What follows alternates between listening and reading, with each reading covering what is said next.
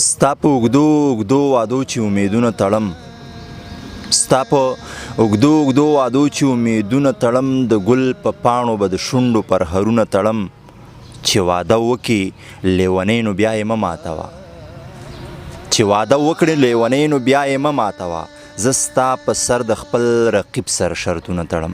السلام علیکم ګرانو کتونکو، سلامونه او نیکې هیلې ومنئ. پروګرام پیرزونې سره زه یم ستاسو کوربه محمد شاه خان دلکش. ملګرو، څنګه چې تاسو ته پته پروګرام پیرزونې همیشه دپاره دا هڅه کړې ده چې د کار شاعران او د معیار شاعران یې راوچت کړي دي، په دې سکرین یې تاسو ته ښودلي دي. نن راسره په پروګرام پیرزونه کې یو کیوټ یو خوږ ماشوم ناست دی چې غوښتل یې د پیرزونې په سکرین باندې زه راشم د مختلف شاعرانو شعرونه تاسو ته ووایم.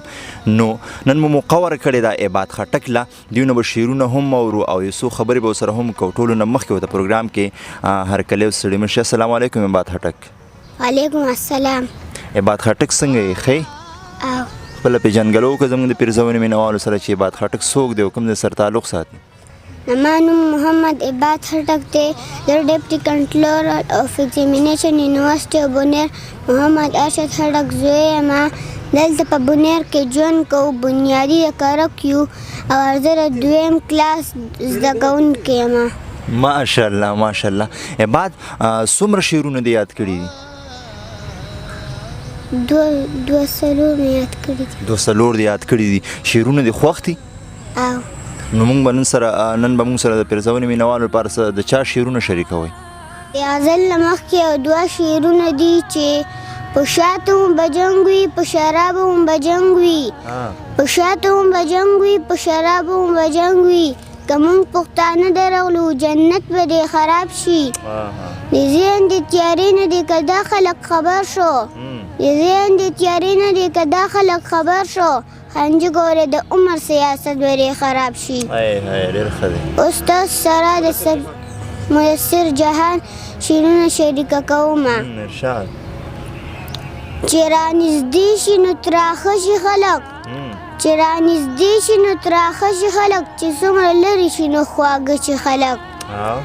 د چا حجرې ته مېلمانه نه راځي، د چا حجرې ته مېلمانه نه راځي، د چا په زړه کې مېلمانه شي خلک.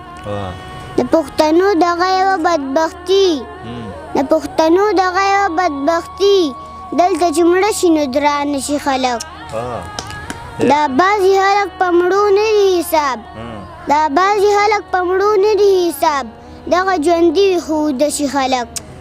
ما ویل ستا په دیدن نه مړېږي، ما ویل ستا په دیدن نه مړېږي، ویل یې په زخرو چې مړه شي خلک. اخکارا رضا د چا نه مه یېرېږه، اخکارا رضا د چا نه مه یېرېږه، مړي په تندر دې ساړه شي خلک. تا پسې پیشي شا خبرې کوي، تا پسې پیشي شا خبرې کوي، جهان ستا مخې ته پړه شي خلک. ډېر ښه دی. نور به راسره شریکوئ؟ استاد سره د محمد ګل منصور یو څو شعرونه شریکه کوم. ما ویل چې زه مړ کېږم دیوی بس کا، ما ویل چې زه مړ کېږم دیوی بس کا، ما ویل په ځان پوهېږم دیوی بس کا.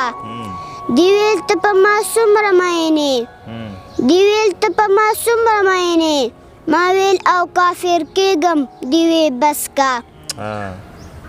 دی وی چې مې سینګار ته وینې څنګه شي، دی وی چې مې سینګار ته وینې څنګه شي، ما وی چې او خوشحالېږم دیوی بس کا.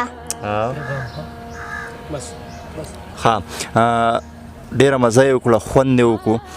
د پیرزونې مینوالو له خپل پیغام ورکړه، بیا به پروګرام راغونډو. ما خو دا پیغام دی چې ټولو مینوالو ته چې موږ پښتانه امن امن هو کوو. مطلب دا چې امن ډېر په جار غواړو، امن صرف په غوښتلو نه راځي. موږ ته پکار دي چې اسلامي تعلیماتو باندې پوره عمل وکړو.